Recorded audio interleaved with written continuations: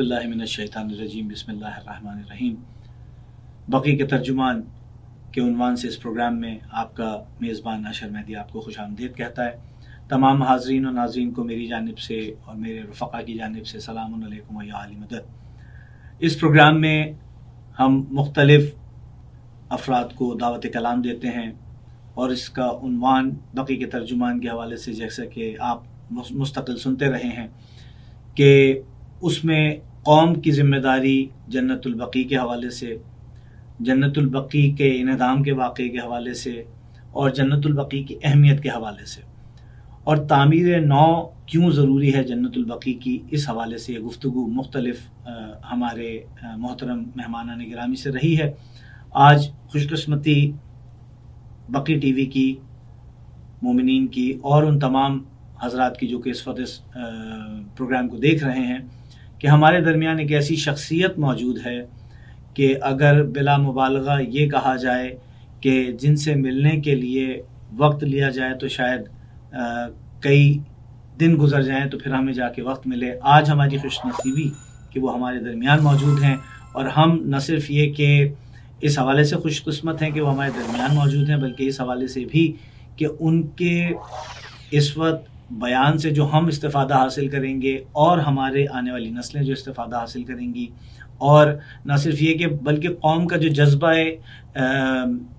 विलाए आले मोहम्मद है वो भी बढ़ेगा यकीनन। मेरी मुराद आयतुल्लाह जनाब मुंतज़िर मेहदी साहब से है कि वो आज हमारे दरमियान मौजूद हैं। सरकार सलामुन अलैकुम, कैसी तबीयत है आपकी? आप ठीक हैं? अलैकुम अस्सलाम व रहमतुल्लाहि व बरकातुहू। शुक्र खुदा, अल्लाह का करम, बेहतर। बहुत शुक्रिया। मैं बेइंतहा मशकूर व ममनून हूँ बकी टीवी की जानिब से कि आपने अपनी गुनगू मसरूफ़ियत में से वक्त निकाला और हमारे लिए आपने ये ज़हमत फरमाई है। हुजूर, बस इससे पहले कि मैं अपने मौजू की तरफ आऊँ, बस एक दो सवालात हैं जो मोमिनीन यकीनन जानना चाहते हैं। शायद मेरे भी इल्म में उसमें बहुत कम चीज़ें हों कि एक शख्सियत जनाब मुंतज़िर मेहदी साहब की जो है, उस शख्सियत का जो सफ़र है इस मकाम तक आने में, उस सफ़र के मुताल्लिक़ कुछ हमें इनायत कीजिए कि किस चीज़ ने आपको इस तरफ राग़िब किया कि आप दीन की खिदमत के लिए अपनी ज़िंदगी वक्फ़ करें। अऊज़ु बिल्लाहि स्समीउल अलीम मिनश शैतानिर रजीम। बिस्मिल्लाहिर रहमानिर रहीम व बिही नस्तईन व हुवल मुईन। अल्हम्दुलिल्लाहि रब्बिल आलमीन व सल्लल्लाहु अला मुहम्मदिन व आलिहि त्ताहिरीन व लअनतुल्लाहि अला अअदाइहिम अजमईन। ये सवाल आपका जो है वो यानी अगर मेरी ज़ात से मुताल्लिक़ है और मंजूर आपका ये है कि मैं क्यों इल्म दीन की खिदमत में आया, तो ये क्यों का जवाब तो ज़ाहिर है कि अल्लाह ही इंशाअल्लाह ताला फराहम करेगा। क्यों? इसलिए कि ये भी एक तौफ़ीक़ इलाही है, ये हर कस व नाकस को नसीब नहीं है। और इसके लिए पैगंबर फरमाते हैं, इमाम सादिक़ अलैहिस्सलातु वस्सलाम से एक हदीस भी है और इस तरह की मुतअद्दिद हदीसें हैं कि जब अल्लाह ताला किसी के साथ खैर करना चाहता है तो उसको फ़क़ीह बनाता है। तो ज़ाहिर है कि ये एक अल्लाह की तरफ से गोया हमारे ऊपर रहमत थी और हम यही समझते हैं। लेकिन ज़ाहिर है कि हर एक का सबब होता है, वजूहात होते हैं कि जिसकी वजह से इंसान जो है वो किसी वक्त भी जो है वो रास्त जो है बिल्कुल सही तरीक़े से रास्ते पे आ जाए। तो अब हमारी एक दिलचस्पी ख़ुद बचपने से दीन की तरफ थी और आज़ादारी ख़ास तौर से इसका जो है वो मंबा है, क्योंकि घरों में हमारे बचपने से ये रहा है कि हमारी वालिदा ज़ाकिरा थीं, हमारे रिश्ते में लोग जो हैं वो आलिम थे। हमारे वालिद के चचा थे मौलाना हैदर अब्बास साहब, आयतुल्लाह हैदर अब्बास साहब, जो कि नजफ़ में हुआ करते थे और सारी ज़िंदगी वो नजफ़ में रहे। वो सन 32 वगैरह के ज़माने में, 30 और 32 के ज़माने में गए थे और सन 80 तक वहाँ वो ज़िंदा रहे। साहिब रसालत है, उनका भी अमलिया था और بہت ہی قابل انسان تھے، یعنی نجف میں مشہور تھے وہ، اور ہندوستان اور پاکستان کا کوئی عالم دین اس زمانے کا ایسا نہیں تھا جو ان کا شاگرد نہ رہا ہو۔ تو بہرحال ان کی شہرت اور ان کے نام کو سن کر کے کہ ہمارے خاندان سے بھی علماء رہے،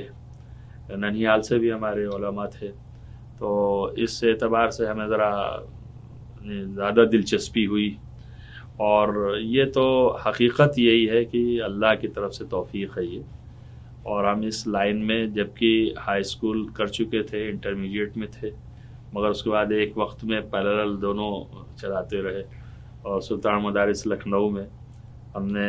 تعلیم حاصل کی۔ البتہ ابتدائی تعلیم جو ہے جب انٹر میں تھے تو ایک چند مہینے 9-10 مہینے ہمارے حقیقی ماموں ہوتے تھے حجت الاسلام مولانا مظاہر حسین صاحب قبلہ، محمود آباد اسٹیٹ میں وہ پیش نماز ہوا کرتے تھے، تو 8-9 مہینے میں نے ان کے پاس پڑھا۔ اب یہ تو ذرا اچھا نہیں لگتا کہتے ہوئے، 8-9 مہینے میں انہوں نے زحمت بھی کی، اور ظاہر ہے کہ پڑھنے والے پر بھی ہوتا ہے، تو وہ دنوں رات کوئی ٹائم نہیں ہوتا تھا، رات کے 2 بجے بھی جگا دیے جاتے تھے اور پڑھانے لگتے تھے۔ 8-9 مہینے کے اندر انہوں نے اچھا خاصا کورس جو ابتدا سے لے کر کے ہائی اسکول کے برابر ہوتا وہ سب مجھے پڑھا دیا، اور ہم نے پڑھ بھی لیا۔ اور پھر اس حیثیت سے جب سلطان مدارس پہنچے تو اس زمانے میں ہمارے یہاں وہاں پرنسپل تھے مولانا کٹرے بوتراب خاں کے مولانا باقر العلوم اللہ مقاموں کے بیٹے سید علی صاحب قبلہ اللہ مقام، وہ ہمارے پرنسپل تھے۔ انہوں نے میرا امتحان لیا، اور امتحان لینے کے درمیان ہی انہوں نے کہا کہ بھئی یہ اتنے کم وقفے میں اتنا، تم تو علامہ ہو گئے ہو۔ تو اس وقت سے ہی ہمارا نام پڑ گیا علامہ۔ تو سلطان مدارس میں ہمیں اس زمانے سے لے کر کے آج تک کے لوگ وہ اسی نام سے پکارتے ہیں، یہاں تک کی شہرت ہو گئی۔ اور قوم کے اندر بھی لوگ آپ خالص نام لیں تو شاید نہ سمجھ پائیں، لیکن یہ لفظ لگائیں گے تو بہت جلدی آپ کو ایڈریس بھی بتائیں گے، گھر تک پہنچائیں گے۔ تو بہرحال خلاصہ یہ کہ اس طرح سے ہم کو دلچسپی ہوئی۔ دلچسپی اس کی بہت زیادہ تھی کہ میں وہی پیٹرن پر جانا چاہتا تھا کہ اجتہاد کروں چاہے جو کچھ بھی ہو، مجتہد بننا ہے، اور واقعی معنوں میں یہ نہیں کہ وہ جو اصطلاح ہو گئی کہ نجف چلا گیا اور قم چلا گیا اور لوٹ آیا تو مجتہد ہو گیا، نہیں، یعنی علمی اعتبار سے۔ لہٰذا اس کے لیے میں کوشاں لکھنؤ میں بھی رہا، لکھنؤ کے جو معروف اساتذ بہت ہی جن کے لیے بہت مشکل سے وقت مل پاتا تھا پڑھنے کے لیے، ان میں سے ہم نے انتخاب کیا، جیسے کہ مولانا ایوب صاحب قبلہ اللہ مقامہ، جو کہ نجم ملت کے پڑھائے ہوئے تھے، ناصر ملت کے پڑھائے ہوئے تھے، اور ہمارے زمانے میں وہ 80 سے اوپر ہو چکے تھے، اور ہمارے جو دادا بتایا ہم نے ان کے ساتھی میں تھے، تو وہ بہت پھر دلچسپی لی انہوں نے ہمیں 2-2 گھنٹے 2.5 گھنٹے اس بڑھاپے میں، اور جو کہ آدمی کا بیٹھنا مشکل ہوتا ہے، مگر یہ کہ انہوں نے پڑھایا ہمیں، اور جو کتابیں پڑھائیں ان کا دعویٰ تھا کہ پڑھا رہا ہوں، اس کے بعد اس فن کی کتاب تمہیں استاد کی ضرورت نہیں۔ تو وہ واقعی اسی طرح پڑھایا انہوں نے، اور اپنے بچے کی طرح سمجھ کر کے، اور بہت شفیق استاد تھے۔ مولانا محمد شاکر صاحب قبلہ امروہے کے تھے، خدا رحمت کرے، بہت ہی قابل انسان تھے، انہوں نے بھی ہمیں پڑھایا فلسفہ۔ مولانا وسیم محمد صاحب قبلہ اللہ مقام مسجد الواعظین کے پرنسپل تھے، وہ تو مرحوم، ان سے کچھ تھوڑی سی قرابت داری بھی ہوتی تھی، جتنا پڑھاتے تھے اتنا لکھ کے دیتے تھے، اور بہت ہی قابل انسان تھے۔ فخر الاتقیاء کے نام سے ان کو، ضیاء الملت کے نام سے ان کو ملقب کیا گیا تھا۔ تو اس طرح ہمارے اساتذ وہاں پہ رہے۔ مولانا قلبی عابد صاحب بھی ہمارے سلطان مدارس کے مدرس تھے، البتہ وہ سلطان مدارس آتے نہیں تھے پڑھانے، تو ہم ان کے گھر جاتے تھے پڑھنے کے لیے، کچھ دن تک ہم نے ان سے بھی استفادہ کیا ہے۔ تو یہ سلسلہ رہا لکھنؤ کا۔ پھر وہاں پہ بلکہ مشہور بھی یہ ہو گیا کہ بعض اساتذ ہمارے کہتے تھے کہ طلب الکل فوت الکل نہ ہو جائے، یعنی مطلب ایسا نہ ہو جائے کہ سب حاصل کرنے کے چکر میں سب ہاتھ سے چیز چلا جائے، تو آپ ٹھہر ٹھہر کے پڑھیے یہ وہ۔ لیکن اس کا ہم کو فائدہ ایران پہنچ کر کے ہوا، جب ہم 85 کے لاسٹ میں اور 86 کی شروعات میں وہاں پہنچے، تو جو ہم نے پڑھا تھا اس کا فائدہ یوں ہوا کہ ابتدا سے ہم کو نہیں پڑھنا پڑا۔ تو وہاں ہمارا داخلہ جو ہے ایکول ٹو BA سمجھیے آپ، شرح لمع ایک کتاب ہے، وہاں سے ہوا، اور وہ پڑھائی ہم نے وہاں پہ کی، وہاں کے معروف ترین اساتذ سے۔ ہمارا امتحان بھی لیا تھا آیت اللہ ابراہیم جناتی نے،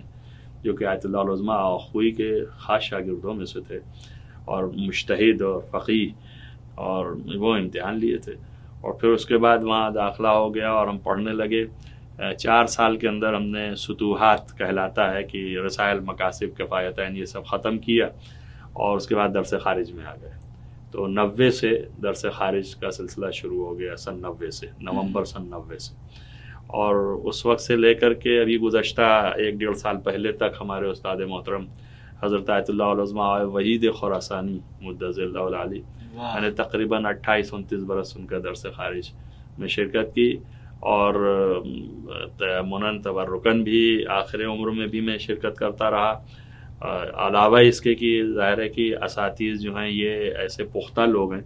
کہ گفتگو کے درمیان ایک جملے کے اندر ہی دفاتر بول دیتے ہیں، جو کہ بہت ہی معاون ہوتا ہے اجتہاد میں، اور یہاں، اور الحمدللہ میں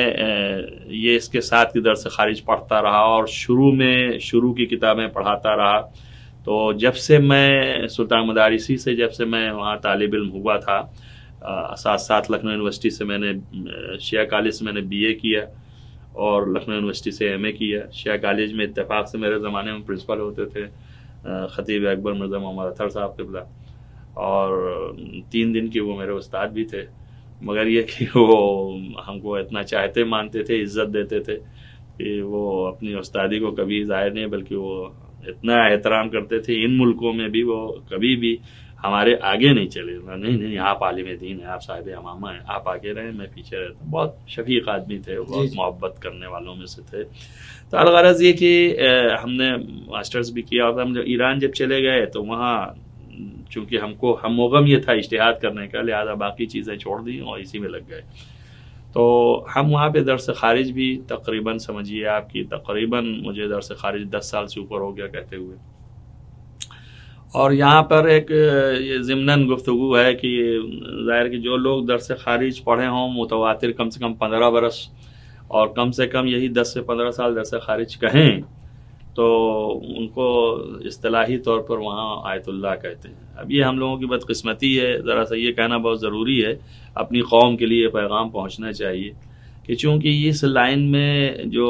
اعلیٰ درجات کی تعلیم ہے وہ زیادہ تر ایرانیوں عراقیوں کے ہاتھ میں ہے، تو ہندوستانی بیچارے غریب رہے ہمیشہ، تو جو ان میں باصلاحیت اور اعلیٰ لوگ تھے ان کو کبھی انہوں نے درجہ نہیں دیا۔ لیکن یہ کہ الحمدللہ آپ کی دعاؤں سے ایران جو اتنا زیادہ وہ ہے، مگر الحمدللہ اس نے ہمیں اجازت دی، اور ہم درس خارج باضابطہ جامعۃ المصطفیٰ کی طرف سے ہم درس خارج کہہ رہے ہیں۔ یہ بھی ایک بہت ہی اہم بات ہے جو کہ نصیب نہیں ہوتا۔ بہرحال خلاصہ یہ ہے کہ اس لائن میں آنے سے مجھے جو سب سے زیادہ چیز جو ہے ترغیب دلائی وہ عزاداری تھی، تو عزاداری کے پیٹرن کو چھوڑا نہیں۔ ابتدا سے ہی ہم ذاکر تھے، بتایا کہ والدہ ہماری ذاکرہ تھیں، خاندان کے لوگ جو ہیں مرثیہ پہلے پڑھتے تھے، پھر دھیرے دھیرے جو ہے وہ ذکر اہل بیت مجلس کی صورت میں، جو مجلس خطابت کے انداز میں شروع ہوا، اور میں تقریباً سمجھیے 84 سے باضابطہ خطابت کر رہا ہوں، اور 85 میں سب سے پہلے عشرہ پڑھنے کے لیے میں پونا گیا تھا، اور پھر انڈیا سے شروع ہوا، اور تمام دنیا میں تقریباً کوئی ایسی جگہ نہیں ہے، یورپ، امریکہ، کینیڈا، آپ یہ دیکھ لیں کہ امارات، عرب مڈل ایسٹ جو ہے، عرب کنٹریز،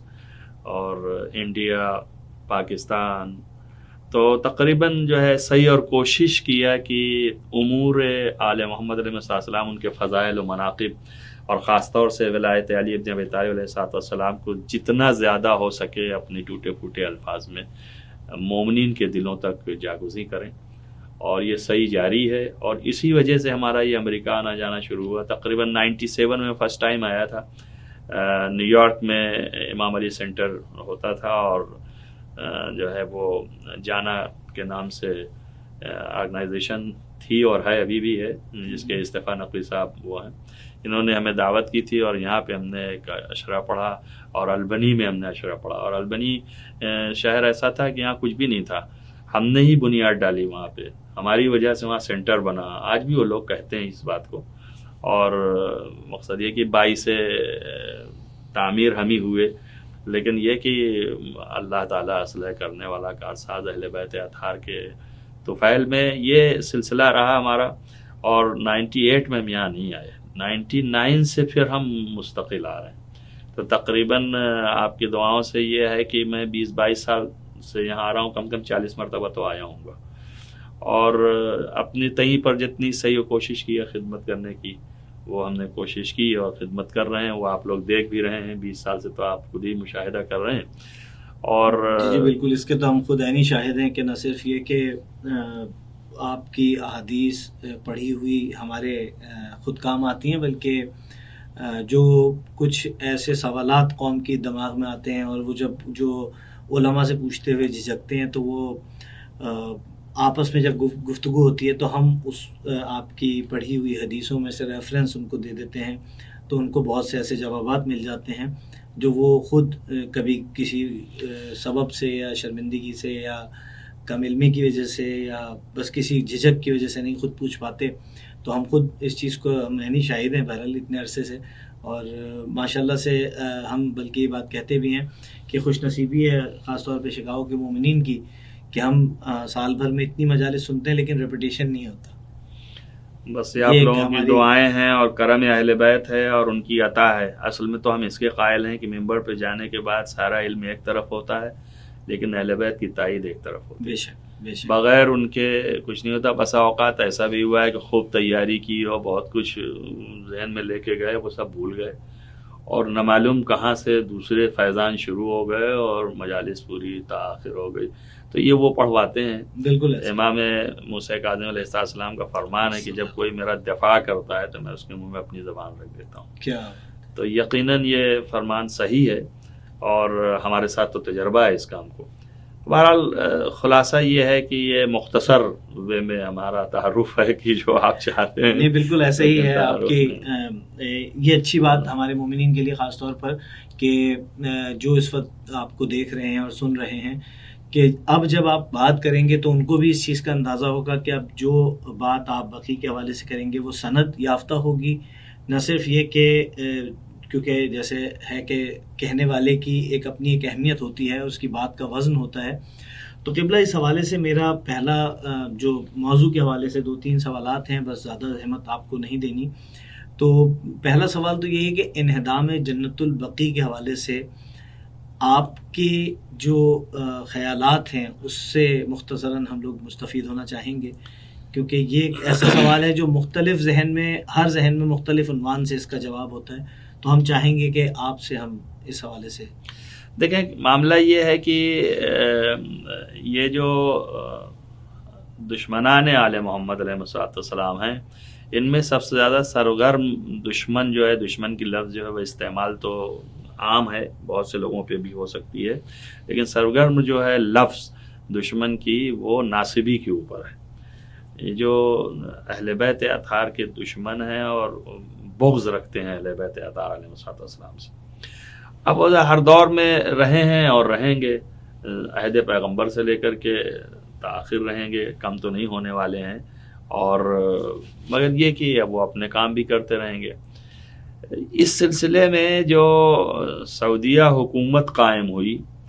اور یہ انگریزوں کے ذریعے سے ہوئی کہ وہ مفصل تاریخ ہے کہ جو مجھے اس وقت اس کی طرف اشارہ زیادہ نہیں کرنا،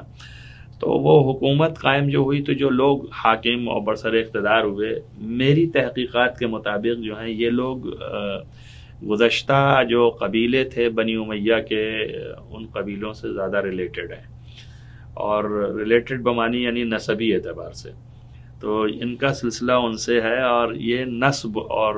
بغض اہل بیت ان کے یہاں نسل میں ملا ہوا ہے۔ اور وہ جملہ جو ہے وہ مشہور ہے کہ امام نے فرمایا ہے کہ اللہم لعن بنی امیہ قاطبۃ، تو یہ قیامت تک تو ان کے اوپر لعنت ہے اللہ کی۔ کیوں؟ اس لیے کہ لعنت اسی لیے ہے کہ یہ دشمن علی بن ابی طالب علیہ السلام ہیں۔ تو آپ ظاہر ہے کہ وہ ان کا بغض جو ہے اس قدر بڑھا کہ یہ لوگ جو ہیں ہمیشہ سے یہ دیکھ رہے ہیں کہ یعنی ساری سعی اور کوشش کر ڈالا اہل بیت کو فنا کرنے کے لیے، لیکن وہ اللہ کا وعدہ ہے اور اللہ نے کہا ہے کہ اسے ہم بجھنے نہیں دیں گے۔ یہ نور چراغ جو ہے، یہ نور جو ہے وہ پھونکوں سے نہیں بجھ سکتا ہے۔ تو ظاہر ہے کہ ان کے آثار مٹانے پہ تل گئے، سارے آثار مٹا دیں، ساری چیزیں جو ہیں ختم کر دیں، مگر یہ جتنے ہی ختم کرتے جا رہے ہیں مٹاتے جا رہے ہیں اتنے ہی وہ ابھرتا جا رہا ہے الحمدللہ۔ تو جب یہ حکومت آئی تو اس حکومت نے اس عنوان سے کہ یہ جو جنت البقیع جو ہے خاص طور سے، گرچہ وہ ایک قبرستان ہے لیکن اس قبرستان میں اہل بیت اطہار علیہ السلام کی قبریں جو بنی تو اس کے اوپر عالم اسلام نے احترام کرتے ہوئے ایک صاحبان تیار کیا اور وہ ایک روضے کی شکل میں آمادگی دی، اور اس میں یعنی واقعی جو ہے عثمانی مملکت جو تھی اس کا بھی بڑا ہاتھ تھا، اور اس نے یہ خدمت بہت اچھے طریقے سے انجام دیا اور وہ رہا، لیکن یہ اس کے خلاف تھے۔ تو یہ لوگ جو ہیں اس کو بدعت کہہ کر کے اور گرانا چاہے۔ اس کی مفصل تاریخ ہے، اور یہ ایسا نہیں ہے کہ جنت البقیع گرانے سے پہلے اور بھی کوئی بدعنوانیاں نہیں کی ہیں۔ یہ جیسے ہی برسر اقتدار ہوئے تو سب سے پہلے انہوں نے عراق پہ حملہ کیا، بصرہ میں حملہ کیا، عراق پہ حملہ کیا اور خاص طور سے کربلا اور نجف کو تاراجی نجف کے نام سے مشہور واقعہ ہے۔ جنت البقیع سے پہلے نجف کو لوٹ لیا،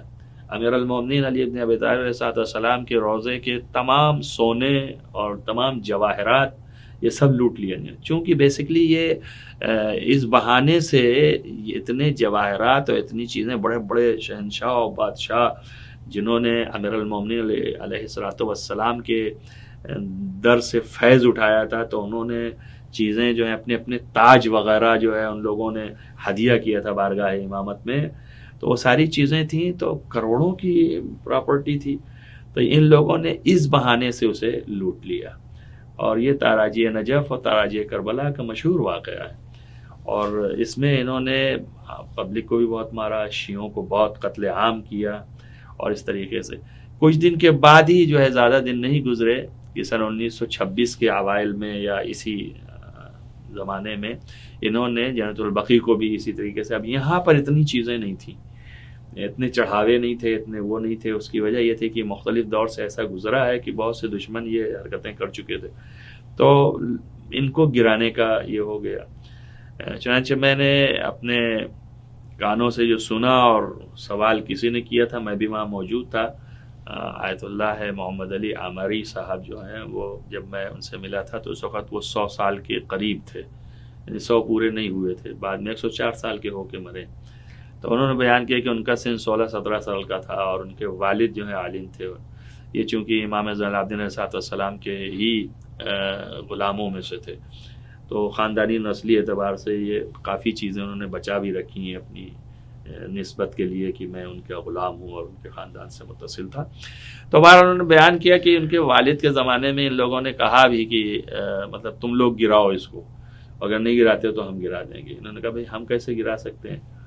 حالانکہ انہوں نے خواب میں بھی دیکھا، انہوں نے بیان کیا کہ ان کے والد نے خواب میں دیکھا کہ امام حسن علیہ السلام خواب میں آئے اور وہ فرما رہے ہیں کہ تم ہی گرا دو، اس لیے کہ تم پھر بھی جو ہے وہ نرم دل ہو، لیکن یہ دشمن اہل بیت ہیں، یہ تو اور وہ کریں گے۔ لیکن بہرحال جب وہ اٹھ کر کے گئے تو دیکھا کہ منہدم ہو چکا تھا، تو ان لوگوں نے منہدم کر دیا، جنت البقیع کو گرا دیا اور شہید کر دیا۔ سارے آثار اہل بیت اطہار علیہ السلام سے متعلق جتنا سعودیہ میں دھیرے ایک ایک کر کے دھیرے دھیرے آج تک مٹا رہے ہیں، اور ان کا ہدف جو ہے وہ مٹا دینے کا یہ ہے کہ شاید اس طریقے سے تبلیغ نہ ہوگی، لیکن یہ حکومت ایسی ہے، میں نے کسی ایک مجلس میں کہا ہے دنیا کا قانون ہے یہ کہ ساری حکومتیں جو ہیں دنیا میں مٹ جاتی ہیں اور مٹ جائیں گی، صرف ایک واحد خاندان ہے کہ جس کی حکومت از اول ہے، چونکہ اللہ کی حکومت ہے ان کی حکومت، تو نہ اللہ مٹنے والا ہے، نہ یہ حکومت مٹنے والی ہے، نہ ان کی حکومت مٹنے والی ہے۔ تو آل محمد علیہ السلام کی حکومت چلتی رہے گی، چاہے دنیا سر کے بل کھڑی ہو جائے، وہ کبھی فنا نہیں ہونے والی ہے، اور وہ دلوں پر حکومت ہے۔ اس طرح کے جو یعنی مزارات یا یہ ان کو منہدم کر دینے سے کوئی فرق نہیں آئے گا۔ متوکل نے نہ معلوم کتنی مرتبہ امام حسن علیہ السلام کے روضے کو گرانے کی صحیح کوشش کی، یہاں تک کہ لگا کر کے اونٹ اور گھوڑے اور ان سب کو لگا کے رسیوں میں باندھ باندھ کے، اس زمانے میں چونکہ روضہ جو ہے وہ کچے اینٹوں سے تعمیر تھا، اس کو گرانے کی صحیح کی، مگر کیا ہوا آج بھی دیکھ لیجئے آپ، صدام نے کیا نہیں کیا ابھی آپ نے اپنے نظروں کے سامنے دیکھے، لیکن آج بھی دیکھ لیجئے آپ. تو یہ کبھی نہ فنا ہوگا نہ مٹے گا، یہ اللہ کا وعدہ ہے اور یہ باقی رہے گا اور یہ ہمیشہ ہمیشہ رہے گا. اور یہی کامیابی و کامرانی اور یہی فتح ہے اہل بیت اطہار علیہ الصلوۃ والسلام کی. بے شک بے شک. قبلہ کیونکہ مجھے اندازہ ہے آپ کو بھی مجلس پڑھنا ہے اور آپ کی بھی تھکن کا اندازہ ہے، بس ایک یہ بات کہ جنت البقیع کی تعمیر نو کے لیے مومنین کے عمل جو ہیں وہ کس طرف ہونا چاہیے ان کا رخ، اور تعمیر نو کیوں ضروری ہے، نہ صرف یہ کہ ہمارے لیے بلکہ مذہب اسلام کے لیے اور انسانیت کے لیے کیوں ضروری ہے اس کی تعمیر؟ دیکھیں پہلا سوال جو آخر میں آپ نے کیا، اسی کو جواب ہم پہلے دے دیتے ہیں کہ دیکھیے کیا ہے کہ یہ محمد و آل محمد علیہ الصلوۃ والسلام سے محبت اور ان کی وفاداری کی نشانی ہے. آپ اگر ان کے چاہنے والے ہیں اور آپ ان سے محبت کرتے ہیں اور ان کے ماننے والے ہیں تو دنیا میں جو ہے جو بھی ہے اس کو اس کے دل کا ایک یہ بہت ہی اہم جو ہے مسئلہ ہے کہ وہ یہ چاہتا ہے کہ ان کے بھی مزار ہونے چاہیے. کیوں؟ اس لیے کہ چاہت اور محبت اور وفاداری کا تقاضا ہی یہی ہے. کیوں آپ جو ہے وہ درود پڑھتے ہیں؟ اللہ نے کہا ہے نا کہ درود پڑھیں، اللہ بھی جو ہے درود پڑھ رہا ہے اور ملائکہ بھی پڑھ رہے ہیں، تو اب اللہ کے لیے درود تو نہیں کہتے ہیں، رحمت نازل کر رہا ہے اور ملائکہ بھی دعائے رحمت نازل کرنے کی دعا کر رہے ہیں. تو اے مومنین تم بھی دعا کرو رحمت نازل کرنے کی. تو کیا ضرورت ہے؟ اللہ تو کرتا ہی ہے، آپ کے کرنے اور نہ کرنے سے کیا فرق پڑنے والا ہے؟ اللہ بند تو کر نہیں دے گا. تو سوائے اس کے کہ وفاداری ظاہر ہوگی آپ کی کہ آپ رسول اللہ کتنے وفادار ہیں. اسی طریقے سے آل محمد علیہ الصلوۃ والسلام کی محبت اور ان سے الفت کا تقاضا یہ ہے کہ ہم اپنے مکانات بناتے ہیں تو ان کے بھی مکانات ہمیں بنانا چاہیے اور ان کے لیے بھی ہم اپنے سے زیادہ جو ہو سکتا ہے وہ کریں. تو کیوں؟ اس لیے کہ تقاضا ایمان بھی یہی ہے. اور نبی اولا بالمؤمنین من انفسہم، نبی جو ہے اولا ہے. تو ہم بلکہ ہمارا گھر نہ بنے بلکہ ان کا گھر بنے، ہماری میتیں جو ہیں وہ صاحبان نہ رکھیں بلکہ ان کی میتیں اور ان کی قبریں جو ہیں صاحبان رکھیں. کیوں؟ اس لیے کہ وہ ہم سے اولا تر ہیں. تو یہ تقاضائے فطرت محبت بھی ہے اور تقاضائے ایمان بھی ہے. یہ دو چیزیں جو ہیں کار فرما ہے جس کی وجہ سے دنیا کے تمام عالم اسلام کے تمام مومنین کے یہ فریضہ ہے، نہ تنہا شیعہ فرقہ یا محبان آل محمد. ایک یہ ہے. دوسرا یہ ہے کہ کائنات میں ہمیشہ یہ رہا ہے کہ جن لوگوں کے یعنی دنیا کے اوپر احسانات رہے ہیں تو دنیا کی بشریت اور انسانیت یہ چاہتی ہے کہ ان کے ساتھ خراج عقیدت پیش کرے. اور خراج عقیدت پیش کرنے کے طرائق میں سے جہاں پر ان کی یاد کو منانا ہے وہاں پر ان کے مقامات کو بھی اسی طریقے سے تعمیر کرنا جو ان کی شان شان ہو، تاکہ دنیا کے سامنے سمبولک طور پر یہ پتہ چلے کہ یہاں پہ یہ فلاں شخص جو ہے لیٹا ہوا ہے، یہ فلاں شخص جو ہے اس کی قبر ہے، یہ فلاں شخص جو ہے یہ کائنات میں انسانیت کے فلاح اور بہبودی کے لیے اور انسانیت کو بچانے کے لیے اس نے قربانی دی ہے. اس سے ایک یاد تازہ ہوتی ہے کائنات کے لیے کہ بھئی یہ جو تعمیر ہے اور یہ جو عمارت ہے یہ عمارت فلاں شخص کے لیے ہے کہ جس نے پوری کائنات کے تحفظ کے لیے قربانی دی ہے. تو یہ ایک طریقہ ہے تبلیغ کا بھی. اور شاید اسی لیے دشمن جو ہے وہ ڈرتا ہے کہ اس سے اور تبلیغ ہوگی لہٰذا اسے مٹا دو فنا کر دو. لیکن وہ عرض کر دیا آپ سے کہ وہ فنا نہ ہوگا نہ مٹے گا. وہ آپ کے مٹا دینے سے کیا تبلیغ نہ ہوگی؟ دوسرے رخ میں تبلیغ ہو رہی ہے. آپ نے گرا دیا ہے، خالص قبریں جو چاہنے والے ہیں وہ آ کے گریا کرتے ہیں، جو انسانیت پرست ہیں وہ بھی برا بھلا کہہ رہے ہیں کہ بھئی یہ کون سا طریقہ ہے کہ آپ جو ہے کسی کے گھر کو مسمار کر دیں. اور وہ بھی کہ جس کو آپ خود نبی مان رہے ہیں،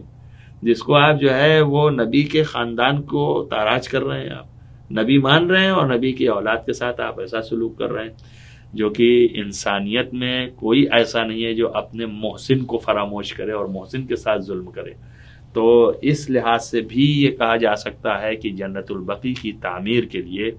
اگر عالم انسانیت جو ہے آواز لگائے تو یہ بھی حق ہے، اور حق بجانب ہے، اور لگاتے ہیں لوگ. یہ نہ سمجھیے آپ کہ یہ شیعوں کا کام ہے یا اہل سنت کا کام ہے یا مسلمانوں کا کام ہے. ہمارے پاس بہت سے ایسے ریکارڈز ہیں کہ ہندو بھی ہے، عیسائی بھی ہے، مسیحی بھی ہے، یہودی بھی ہے، مختلف قوم کے لوگ جو ہیں اس کے لیے ان لوگوں نے بیان دیے ہیں، اور ان لوگوں نے تقاضا کیا ہے حکومت وقت سے کہ اسے بنانا چاہیے، اور یہ سراسر ظلم ہے. لہٰذا ہم تو امید یہی کرتے ہیں کہ انشاءاللہ تعالی اللہ وہ وقت فراہم کرے گا، چونکہ اللہ تعالیٰ یہ کہتا ہے کہ جب مفسدین زیادہ فساد میں بڑھ جاتے ہیں تو ہم چند مفسدوں کو آپس میں ٹکرا دیتے ہیں، اس سے مومنین کا فائدہ ہوتا ہے. تو جس طریقے سے کہ آپ کی آنکھوں نے دیکھ لیا کہ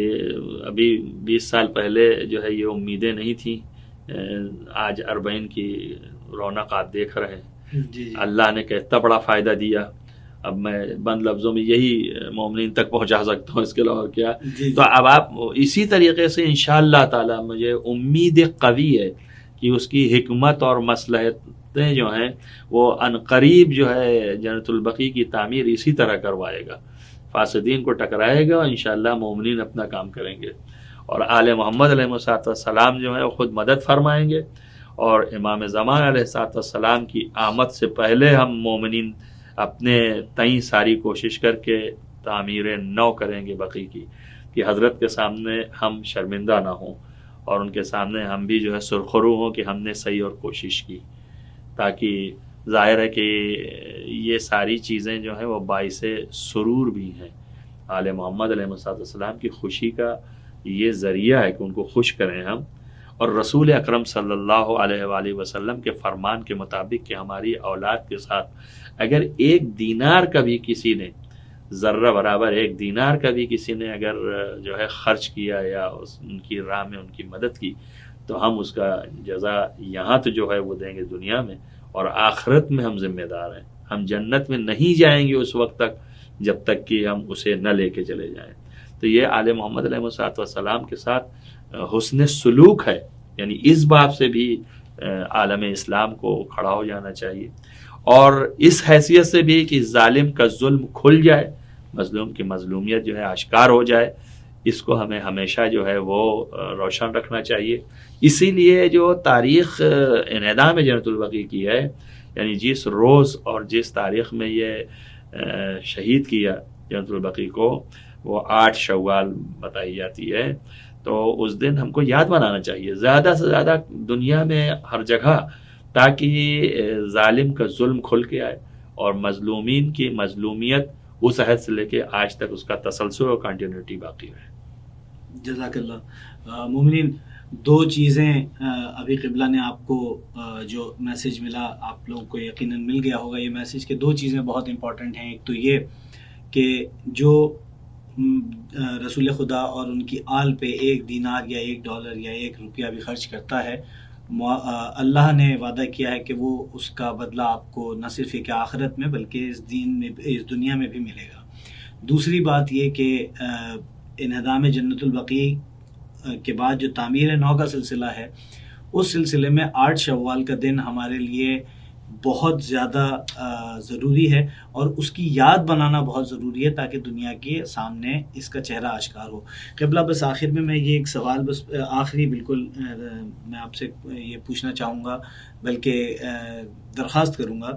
کہ مومنین کے لیے کوئی میسج جنت البقیع کے حوالے سے، ایک چھوٹا سا میسج اگر آپ مومنین تک کوئی میسج دینا چاہیں کہ جو بھی اس پروگرام کو دیکھے یہ میسج اس تک اس توسط سے پہنچے. دیکھیں، میسج ہی ہے سارا، جتنی گفتگو ہوئی سب میسج ہی تھا، اور اس میں مختلف اینگل سے مختلف چیزوں کو بیان کیا میں نے. لیکن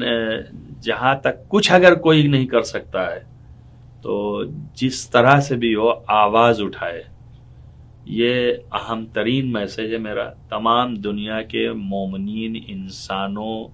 اور مخلصین و محبین و مسلمین سب کے لیے، کہ ظالم کے خلاف اور ظلم کے خلاف آواز اٹھائے اور مظلوم کی حمایت کرے.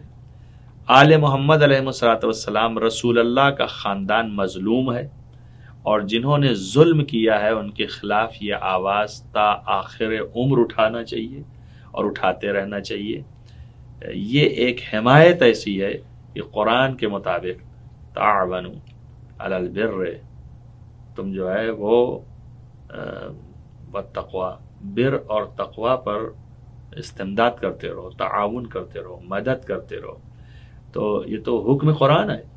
تو یہ تو نیکی اور تقوی ہے سراسر کہ محمد و آل محمد علیہ السلام کی مظلومیت ظاہر کرنے کے لیے اور ظالمین کے خلاف کہ ان کا ظلم آشکار ہو، اس کے خلاف آواز لگاتے رہنا چاہیے. اور یہ نہ سوچے کہ کیا میرے آواز لگانے سے کوئی اثر ہوگا. یقیناً فضاؤں میں یہ صدائیں باقی ہیں اور یہ اثر کرتی ہیں، اور اس کا انسان کو اس وقت احساس ہوگا جب وہ حشر میں آئے گا اور اس کے سامنے دکھایا جائے گا کہ تم نے کیا کیا ہے. تو مختصر ترین پیغام یہ ہے کہ اگر کچھ نہیں کر سکتا تو کم سے کم جو ہے وہ انہدام جنت البقیع کے خلاف اور اس کی تعمیر کے لیے آواز بلند کرے، تاکہ دنیا کے سامنے یہ واضح ہو جائے کہ ظالمین نے ظلم کیا اور مظلومین کا حق پامال کر رہے ہیں. جزاک اللہ قبلہ، بے انتہا مشکور و ممنون ایک دفعہ پھر بقی ٹی وی کی جانب سے آپ کے، اور آپ کا اس وقت یہ وقت نکالنا نہ صرف یہ کہ ہم لوگوں کے لیے بہت کارآمد ہے، بلکہ یہ اس پروگرام کے توسط سے یقیناً آنے والی نسلوں تک یہ پیغام پہنچے گا. بس 2 برس باقی ہیں، 100 برس ہو جائیں گے اس واقعہ انہدام جنت البقیع کو، اور انشاءاللہ العزیز جیسا قبلہ نے کہا کہ یہ ہمارا فرض ہے، ہمارا دینی فریضہ ہے، ہمارا انسانی فریضہ ہے کہ ہم جنت البقیع کی تعمیر کے لیے آواز بلند کریں. دام درم قدم سخن، جس حوالے سے بھی اس مقصد میں آپ مدد کر سکتے ہیں مدد کیجیے. اور یہ میں ہمیشہ کہا کرتا ہوں، یہ مدد نہیں ہے، آپ کا فرض ہے، اپنا فرض پورا کیجیے. اور یقیناً اگر کوئی نہیں سن رہا تو امام زمانہ آپ کی آواز کو سن رہے ہیں. انشاءاللہ بقی کے ترجمان کے عنوان سے ایک دفعہ پھر آپ کے سامنے حاضر ہوں گے. اس وقت تک کے لیے والسلام.